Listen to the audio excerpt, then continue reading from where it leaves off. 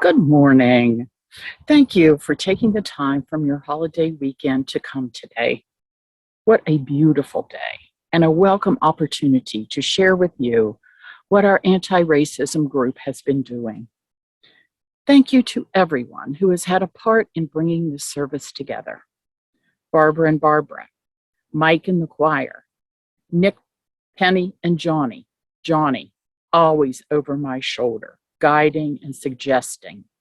What a significant mentor she is.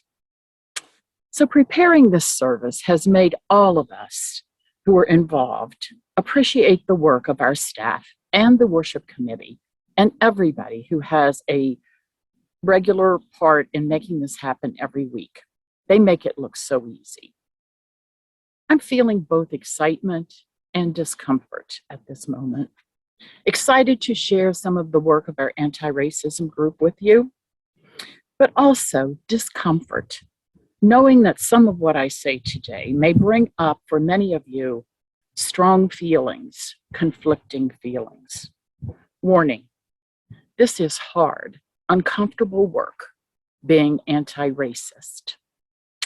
Our group was initiated on Zoom in June 2020 by then Reverend D.L. Halfer, in the aftermath of the death of George Floyd by police. While countless other Black people, Breonna Taylor, Ahmaud Arbery, Rayshard Brooks, Elijah McClain, just to name a few, had met a similar fate at the hands of police. This time, there was an overwhelming feeling of urgency to do something more than just our ongoing racial justice work at UUCSC. The isolation that we felt during the pandemic slowed all of us down, creating a space and a need for community, a community where we could process this event historically and currently. So we came together with lots of hiccups and bumps in the road. We finally mastered meeting on Zoom. During the first year, we met every Monday. Now we are meeting twice a month on Mondays and continue our work.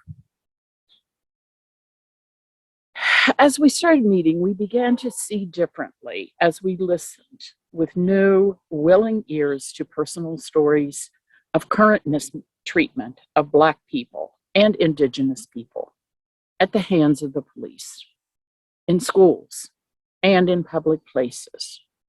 But we quickly realized that the problem was much bigger than a policing issue. The underlying tenet of anti-racism, according to scholar Ibram Kendi, who, by the way, is the Ware Lecturer at the UUGA next month at the end of June, his basic underlying tenet about anti-racism is the basic belief in humanity, all of our humanity. All races, ethnic groups are equal and deserving, not of everything, but of the same opportunities. Key word, opportunities. But he says, we must do more than believe this premise. The most important part of anti-racism is to do something to make it so. We at UUCSC have a good start. We have adopted an 8th principle, and I repeat it here as a reminder of how spiritual this work is. The 8th principle reads, we are journeying towards spiritual wholeness by working to build a diverse, multicultural community by our actions and accountability, dismantle racism and other oppressions in ourselves and our institutions. How do we do that? How do we move beyond reading and believing it? How do we live that 8th principle? It seems that it is clearly stated by our actions. It seems that it's clearly stated, again, I want to say, by our actions. One action to start with is to seek the truth and realize that sometimes it hurts, but we must know it in order to move forward. As we examine our present-day institutions for historical inequities, we come to understand how the tendrils of slavery including the period of separate but equal and the Jim Crow era, stretch into the present. And most glaringly is how we have been complicit by looking away, or at least we did not pay close attention. As we learn and understand that things are wrong, it's harder to look away and accept the status quo. Listening to Black and Indigenous Americans tell their stories of insult, discrimination, and suspicion because of their skin color helps us respond with appropriate and supportive action. But the far right wing resistance is strong. It's well-funded and pervasive, cleverly framed linguistically to stir up emotional responses on the face and to hide underlying issues of racism. All of this backlash is a clever distraction to occupy us from undoing systemic racism. Our challenge? To not look away in silence. We need to be at full attention to this development. Perhaps you have recently seen news reports talking about reparations and reconciliation efforts for the institution of slavery. If we are serious about undoing systemic racism, the next step is to rise above the chaos and have a discussion about reparations. How many of you know what reparations for slavery is really about? So let's explore it. Reparations is defined as the making of amends for a wrong that one has done by paying money to or otherwise helping those who have been wronged. Black and Indigenous Americans were never paid for the labor they provided that made white people rich and built the American economy. They were kidnapped, beaten, raped, and worked to the bone in order to increase the wealth of their masters, valued less than people with white skin, a myth that still perpetuates today in many circles of influence. Even after the institution of slavery was abolished, Black Americans were denied the same opportunity as white citizens to build wealth. Black and Indigenous Americans have been asking for centuries to be seen as fully human and to be paid back for all the ways that we, collectively, the United States of America, have benefited and continue to benefit from their exploitation. They want justice as well as equitable representation everywhere. You may notice some visceral reaction in your mind or your gut to my suggestion that reparations are the necessary next step. I invite you to be curious about your reactions as you consider what we are being asked to do by Black and Indigenous Americans. Does it feel right? Unfair? Scary? Impossible? I'm asking you to pause and consider what it would mean to take the next step in righting these wrongs.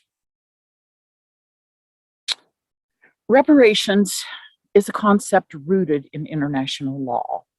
It involves specific forms of repair to specific individuals, groups of people, or even nations for specific harms they have experienced in violation of their human rights. There are several precedents where cash reparations have been paid to individual Japanese Americans who were wrongly interred in World War II, Holocaust survivors and their children, and in post-apartheid South Africa. The concept of reparations is nothing new. Talk of reparations in America goes back well before slavery was even abolished, starting with the Quakers and other abolitionists. In the final months of the Civil War even, an effort toward reparations was made. 400,000 acres of land from Confederate landowners was ordered to be divvied up into 40-acre parcels and given to newly freed slaves and their families. You might remember this as the 40 acres and hearing about 40 acres and a mule. That is what this is about. President Johnson quickly rescinded that order after the death of President Lincoln.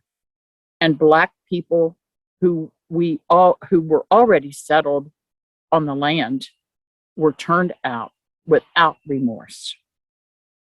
What a missed opportunity in so many ways.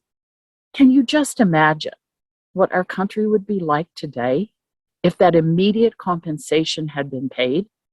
That 40 acres could have given the previously enslaved people a chance to provide economically for their families and a chance at life, liberty, and the pursuit of happiness, our founding principle. We could have moved toward a more perfect union. Further, constitutional rights were stripped away in the Jim Crow era, when Black people were subjected to a regime of racial terror and were legally, systematically disenfranchised and economically strapped through the GI Bill, the redlining of neighborhoods, loan discrimination, and educational inequities, all of which persisted into the 1960s. With the passage of the Civil Rights Bill in 1965, discriminatory practices became illegal. But a 13th Amendment loophole and the war on drugs created yet another legal pipeline to prison for mostly Black men who were again exploited by American corporations for free labor while incarcerated. These legal policies created an enormous racial wealth gap between average white and average Black Americans today. I'm not talking about salaries or wages here, but how much wealth a family accumulates over time, generation to generation. It's called median family wealth. In 2019, the median family wealth for white households was $170,000, compared to $17,600 for Black households. $171,000 to $17,600. Just think about that gap. And you might be thinking, but things are better today. We often hear that remark. We've come a long way, and we're getting there. Just be patient. For example, redlining is now illegal and it's being enforced. We've elected a Black president. We have a Black Asian vice president. We adopted just last year an official Juneteenth national holiday recognizing the end of slavery. And there's all kinds of implicit bias training and race relations work that is being attempted in business and industry. While these are all good things, and some Black Americans have achieved much, so far it has not affected the bottom line, the racial wealth gap. We are not getting there.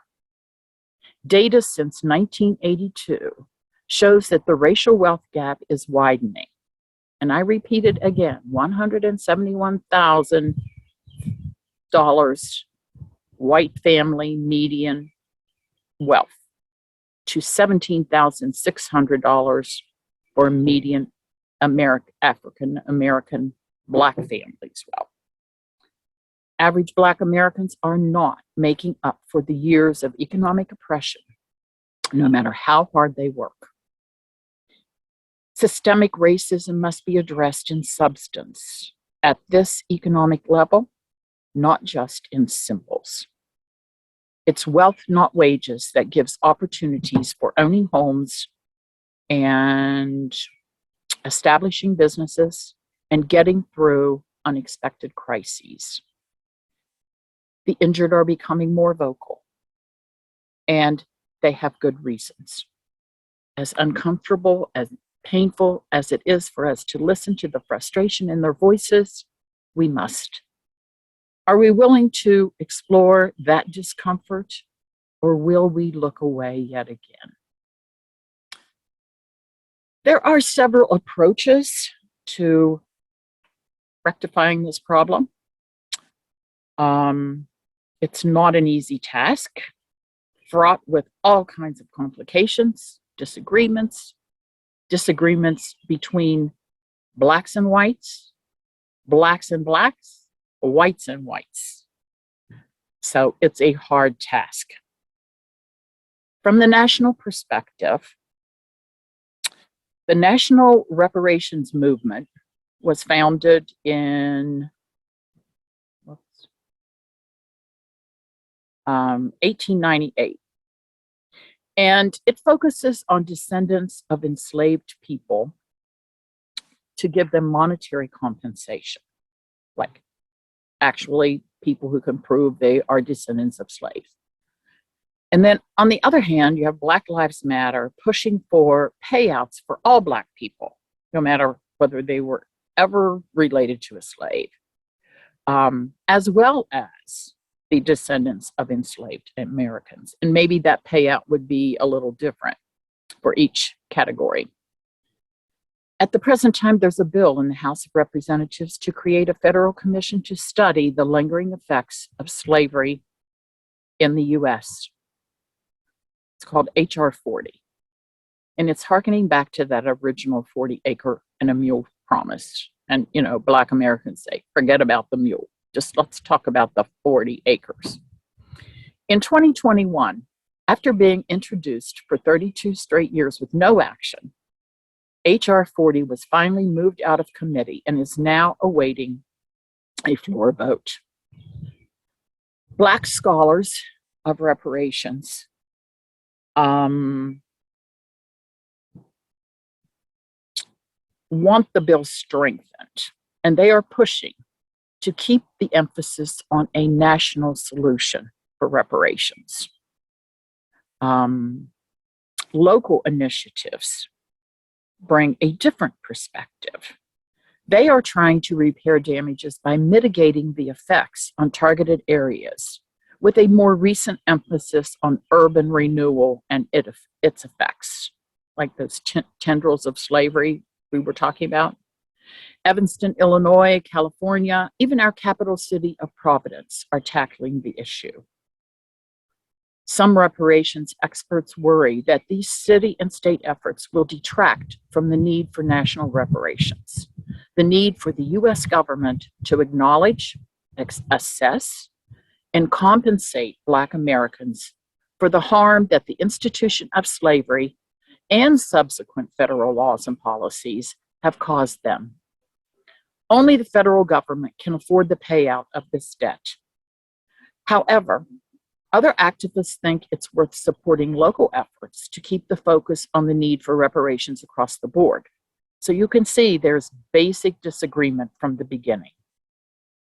Some even argue that not reparations, but reconciliation, the restoring of friendly relations, should be the focus. Reconciliation is the healing of a relationship after a wrong or a hurt has been done. But Black thinkers, academics, and writers are very clear. Repairing the damage as much as possible has to be part of the restoring of friendly relations. Just saying sorry or feeling bad while avoiding accountability for individual or collective contributions to the violation is not reparations. There must be monetary compensation for the harm done, accompanied by acts of repair and restitution, combined with efforts to leverage power, influence, and resources to ensure cessation and non-repetition. And simply writing a check is not reparations.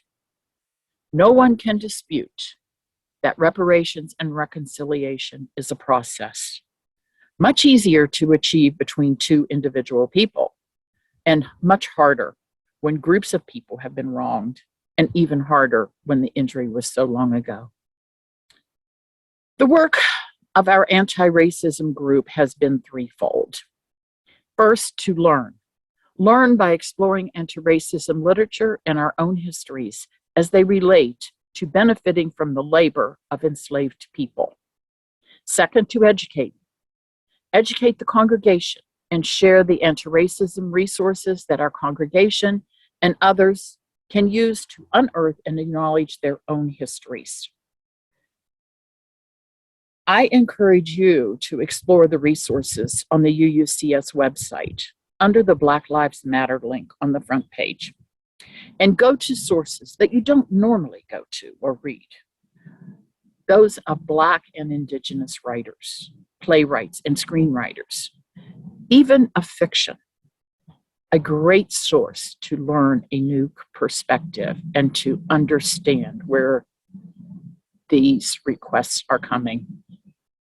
Third, activate. Activate our congregation, you guys, to become an anti-racist congregation. So to do that, we encourage you to. So how do we do that? We encourage you to please join our anti-racism group on Zoom for discussion at any meeting, as you are willing and able. We are an open group and welcome newcomers or drop-inners, even if it's only for one session. You will learn something valuable. Be vigilant about who you support for public office. Know their issues and know where they're coming from. Don't be afraid to ask what they think and believe. Third, bring up reparations in conversation with friends and relatives. It's hard, but we need to start stimulating thinking about it. Fourth, support Black and Indigenous businesses and in politics and in education. And lastly, please be generous today as we pay it forward to a local group, the Mixed Magic Theater, whose founders are here today, which we are so happy to have you.